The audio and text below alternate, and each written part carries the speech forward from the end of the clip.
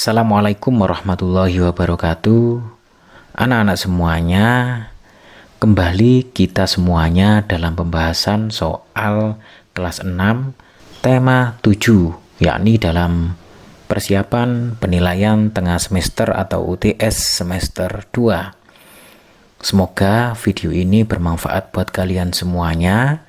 Oleh karena itu, bila bermanfaat, jangan lupa untuk di like, subscribe, dan bagikan kepada teman-teman kalian semuanya, baik di grup WA kelas maupun grup WA pembelajaran lainnya, agar teman-teman semuanya bisa belajar bareng seperti kalian semua di video ini. Baik, kita mulai dari soal nomor 1.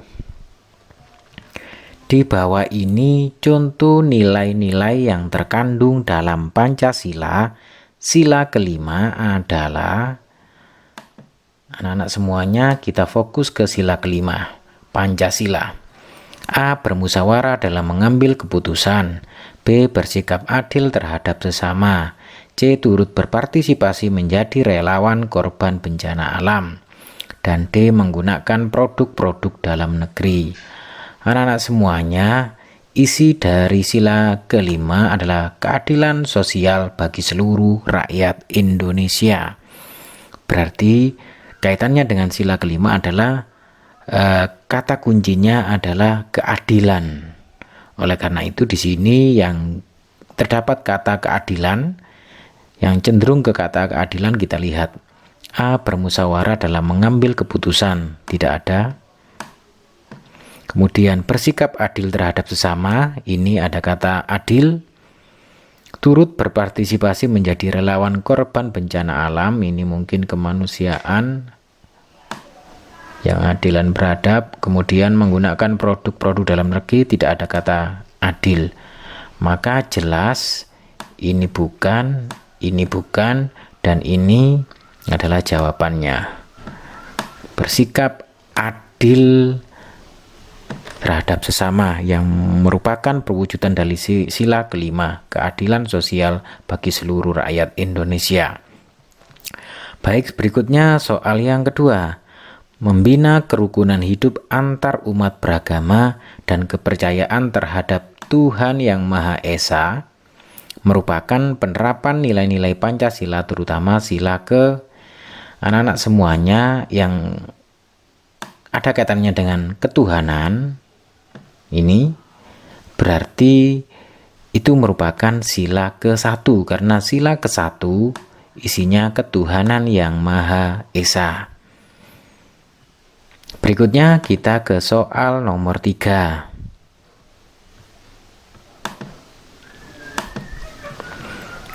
Perilaku yang sesuai dengan sila kedua Pancasila.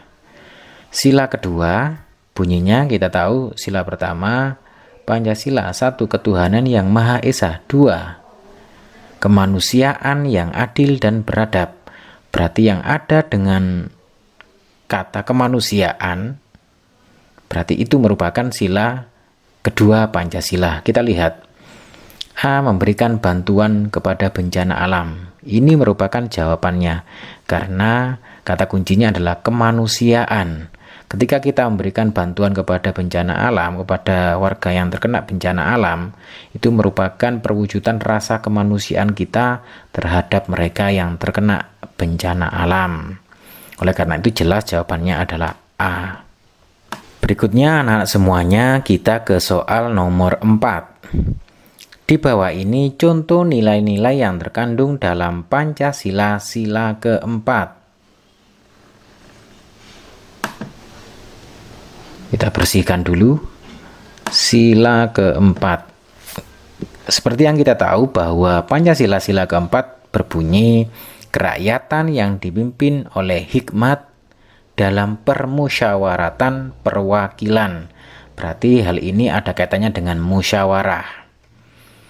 Coba kita lihat untuk A. Mengutamakan ego pribadi daripada musyawarah dalam mengambil keputusan. Ini bukan jawaban, karena ini mengutamakan ego pribadi. Padahal negara kita kan menjunjung asas musyawarah. Berarti ini bukan jawaban. Kemudian yang B, memaksakan kehendak pribadi kepada orang lain. Ini juga tidak menjunjung asas musyawarah karena memaksakan kehendak pribadi. Kemudian di sini tidak mempertanggungjawabkan keputusan yang diambil. Ini jelas karena tidak bertanggung jawab, tidak mempertanggungjawabkan keputusan yang diambil. Kita lihat, menghormati dan menjunjung tinggi setiap keputusan yang dicapai sebagai hasil musyawarah. Lah ini merupakan jawaban karena sesuai dengan sila keempat, yang artinya sila keempat ini seperti yang kita tahu, kerakyatan yang dipimpin oleh hikmat permusyawaratan dalam perwakilan. Nah, kemudian soal nomor 5.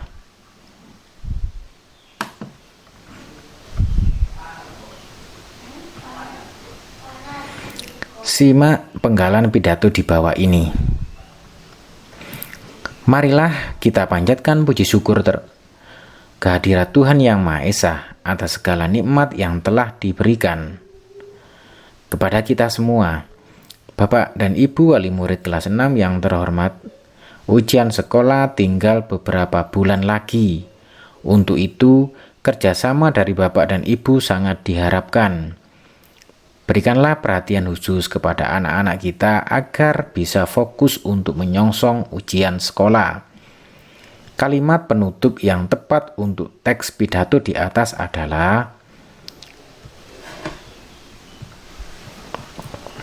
A. Kiranya ini yang dapat saya sampaikan, semoga Bapak dan Ibu sekalian bisa maklum. B. Demikian yang dapat saya sampaikan, saya harap ujian sekolah dapat berjalan dengan lancar dan semoga anak-anak kita berhasil dalam ujian nanti. C. Demikian yang dapat saya sampaikan, semoga desa kita tercinta ini bisa menang. D. Semoga amal Bapak dan Ibu diterima Tuhan Yang Maha Esa. Anak-anak semuanya, kalimat penutup yang tepat ini terdapat pada pilihan yang B. Dikarenakan demikian yang dapat saya sampaikan, saya harap ujian sekolah dapat berjalan dengan lancar. Karena ditutup dengan harapan dan doa agar anak-anak kita berhasil dalam ujian nanti. Ini merupakan cocok sebagai kalimat penutup dari pidato ini. Berikutnya untuk soal yang ke-6.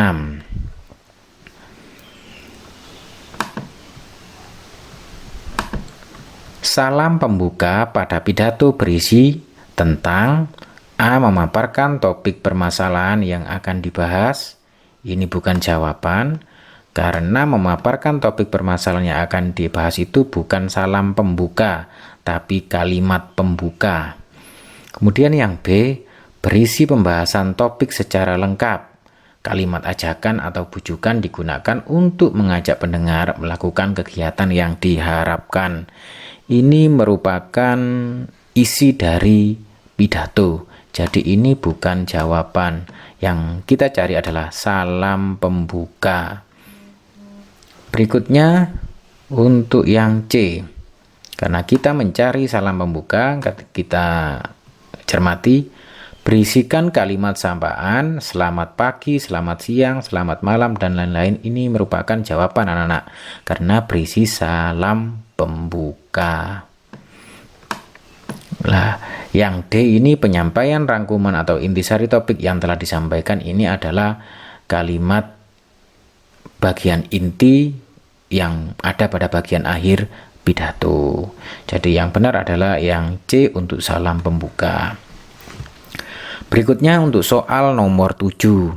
Di bawah ini yang merupakan teknik penyajian berpidato yang baik adalah teknik ketika kita berpidato adalah A. Menyajikan program yang jelas.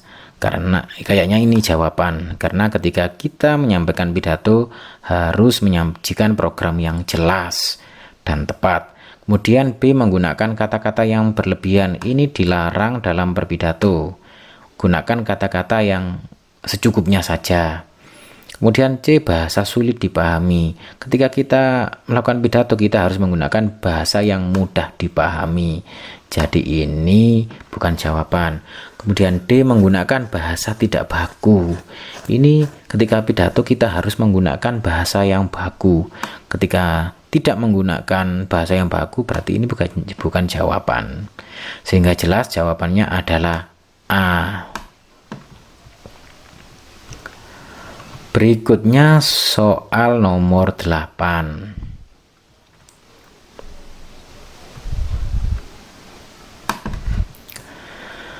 Inti pada pidato berisi, nah ini inti pada pidato berisi A, berisikan kalimat sapaan. Ini bukan jawaban karena ini adalah salam pembuka seperti soal sebelumnya tadi. Kemudian berisi kalimat salam penutup seperti terima kasih. Ini bukan inti pidato tapi salam penutup. Kemudian yang C, memaparkan topik permasalahan yang akan dibahas. Ini bukan inti pidato, tapi ini adalah kalimat pembuka. Yang jelas, untuk yang D, berisi pembahasan topik secara lengkap. Kalimat ajakan atau bujukan digunakan untuk mengajak pendengar melakukan kegiatan yang diharapkan. Nah, ini merupakan jawaban atau isi dari inti pidato sesuai pertanyaan nomor 8 ini. Berikutnya soal nomor 9. Fungsi reproduksi pada manusia mulai mengalami pematangan pada masa A, balita, B, pubertas, C, dewasa, D, kanak-kanak. Anak-anak semuanya seperti yang kita pelajari bersama bahwa fungsi reproduksi pada manusia itu mengalami pematangan pada masa pubertas. Berikutnya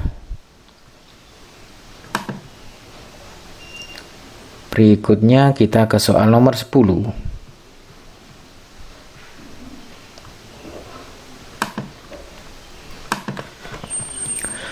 Masa pubertas pada perempuan ditandai dengan adanya peristiwa A, mimpi basah, B, menstruasi, C, tumbuh jagung, D, suara menjadi halus.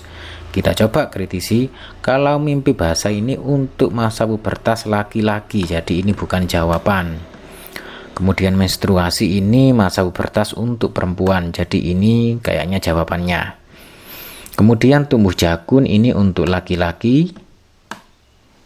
Kemudian suara menjadi halus, ini bukan jawaban karena ketika suara orang tidak sama karakternya.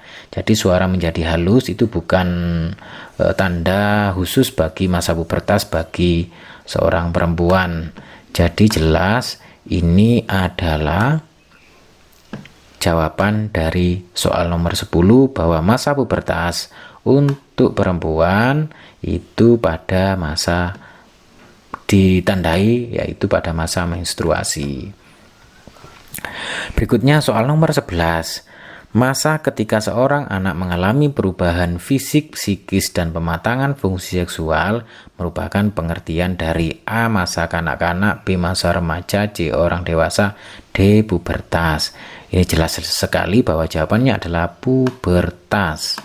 Dikarenakan tadi sesuai pembahasan soal sebelumnya bahwa ada namanya mimpi basah, menstruasi, semuanya itu adalah tanda-tanda pada masa pubertas. Berikutnya untuk soal nomor 12. Tahapan perkembangan dan pertumbuhan manusia umumnya terbagi menjadi, kita coba, balita, berarti masih bayi, kemudian agak besar menjadi kanak-kanak, kemudian selanjutnya jadi remaja, setelah masa remaja, masa dewasa, kemudian usia lanjut. Jadi kayaknya jawabannya ini. Nah, kalau ini usia lanjut, kemudian dewasa, sangat tidak masuk akal. Masa tua, kemudian jadi lebih muda. Berikutnya ini kanak-kanak, kemudian jadi bayi, jadi tidak masuk akal. Kemudian yang D, kanak-kanak, jadi balita, jadi tidak masuk akal juga. Sehingga jelas jawabannya adalah A. Berikutnya untuk soal nomor 13. Berikut ini merupakan salah satu bentuk kerjasama ASEAN di bidang ekonomi. Anak-anak semuanya kita cek di sini kerjasama di bidang ekonomi. A. Kegiatan ekspor dan impor ini merupakan kegiatan ekonomi anak-anak, sehingga jawabannya kayaknya ini. Nah, kalau penanggulangan narkoba ini masalah kesehatan, kriminal juga. Kalau pergelaran seni budaya ini masalah kesenian. Kalau tukar menukar pelajar ini masalah pendidikan. Jadi jelas untuk bidang ekonomi adalah kegiatan ekspor impor. Berikutnya untuk soal nomor 14. Di bawah ini yang bukan nama negara wilayah Asia Tenggara adalah, nah, ini anak-anak semuanya, bagi kalian yang suka bermain bola biasanya atau melihat bola, ini kalau Piala AFF, ini pesertanya adalah negara-negara wilayah Asia Tenggara. Nah, di sini yang biasanya kita lihat itu adalah Singapura. Ini Asia Tenggara. Thailand juga Asia Tenggara, Malaysia juga Asia Tenggara. Namun untuk Cina bukan Asia Tenggara. Jadi jawabannya adalah A. Yang bukan nama negara di wilayah Asia Tenggara adalah Cina. Berikutnya kita ke soal nomor 15. Di bawah ini yang bukan merupakan contoh kerjasama nyata dalam bidang sosial budaya negara-negara ASEAN adalah, di sini adalah yang bukan.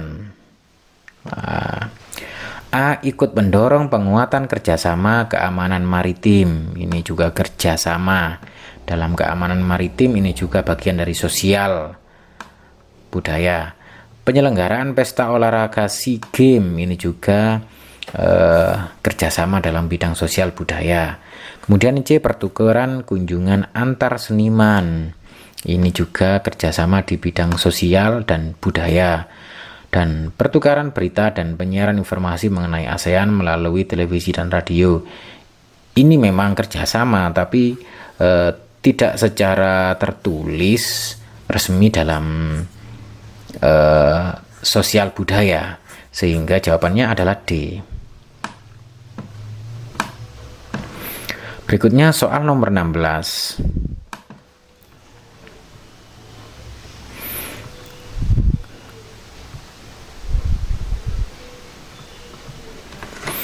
Kawasan bebas senjata nuklir di Asia Tenggara atau disingkat CEAN-WVZ adalah instrumen politik untuk melakukan kerjasama dalam bidang, karena di sini ada jelas ada bebas senjata nuklir, berarti ini identik dengan keamanan. Oleh karena itu kita cari jawaban yang terdapat hal yang berkaitan dengan keamanan. A. Kesehatan dan ekonomi, B. Politik dan ekonomi, C. Kesehatan dan politik, dan D. Politik dan keamanan. Jelas untuk bebas senjata nuklir ini jawabannya adalah politik dan keamanan. Berikutnya soal nomor 17. Lagu Suwe Ora Jamu berasal dari daerah.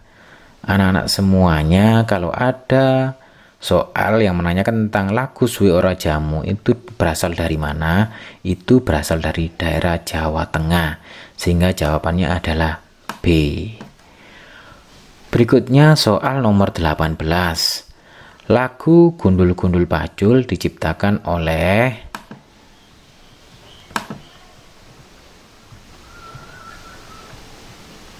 anak-anak semuanya. Jika ada soal Gundul-Gundul Pacul ini diciptakan oleh, di sini kita lihat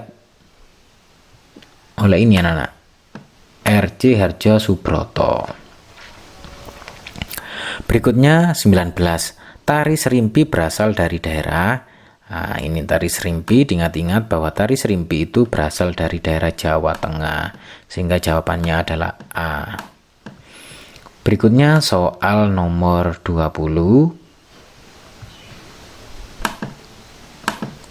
Upacara ngaben berasal dari daerah